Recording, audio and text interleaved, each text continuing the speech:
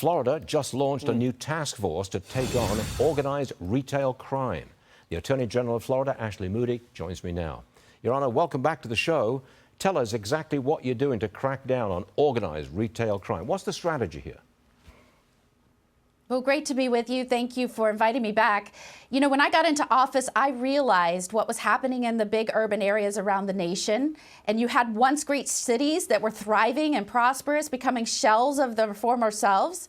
And really, if you look at what's happening, it is this exponential increase in organized retail theft. You hear it from the businesses, over $112 billion in loss. You hear it from residents that don't feel safe going in and shopping because you have these mass organized thieves that are coming in and ransacking. And as you just heard, violence is attached to that. So what you have to do is build up these cases. What's the strategy? It's really twofold.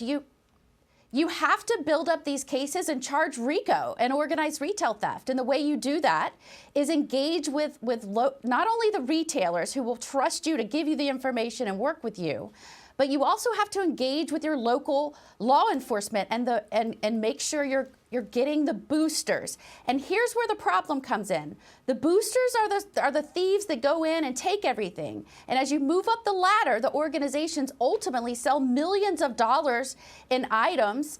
And that's where the real money is. But it starts with getting the boosters so you can build these RICO cases, which we've done. We just busted 20 different retailers were affected, 9 different jurisdictions, $20 million. But you have to have local law enforcement that's willing to go after those local thieves, those boosters, and that's the base of the organization. And here's where all these big cities are failing. The top 5 retail theft areas, the top 2 are LA and San Francisco. Then you have New York and Seattle. What is the common element there? Their police are not going after the boosters because their executive leaders, their mayors, their attorneys general, whatever, are not supporting them and encouraging them and propping them up to do so. Okay. So until you get that right, you're never going to make a dent. And that's why Florida's different. Another one for you. Florida State University was denied a spot in the college football playoff this year. You're suing the organization over this. On what grounds? Well, you know, to be clear, it was the first time ever that a Power 5 conference champion didn't get a spot in the playoffs. Unprecedented. In fact, it leaked. One of the members said, oh, I'm going to use better language. Oh, my goodness, I can't believe we're going to have to do this. It sucks we're going to have to do this. Why are they saying that? And, you know, you've seen such a concentration in power in the conferences. This affects, you know, individual conferences. It affects schools. It affects networks.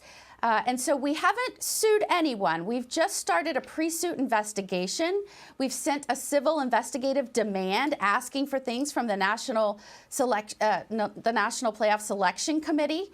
And we've asked for an expedited response rate. You know, this was a shocking revelation to the world that you had one of these champions not make it. Everyone knows that it wasn't right. It didn't sit right. So what was done behind closed doors in these meetings? I think people just want to make sure that the winners weren't picked in a boardroom unjustifiably with unfair competitive practices, and that they let them compete on the field. And that's where that competition should lie. Do you think they were snubbed from the playoffs on purpose? I think we're going to find that out. In our investigative demand, we're requesting documents that shows communications, vote tallies, all that you can imagine. And I think that's what everyone suspects. Let me move on to this. There's a high school in Broward County was fined $16,000 after they allowed a transgender student, a biological male, to compete on the women's volleyball team. Is that against the law in Florida? Yeah, as you know, Governor Ron DeSantis has been very clear and pushed that girls need a fair competition space and that should be respected in Florida. And our legislature passed that law. And so, you know, that has been, you know, laid out in state law. And I think that our agencies are following suit. $16,000 is the fine, right? Yeah, so I think you're going to see that the playing field for girls in Florida is going to be level. And that's what our legislature and Governor DeSantis ensured in our laws. Okay, Ashley Moody, Attorney General of the great state of Florida, thank you very much for being with us. We appreciate it, always. Thank you. Great to be with you, Stuart. You got it.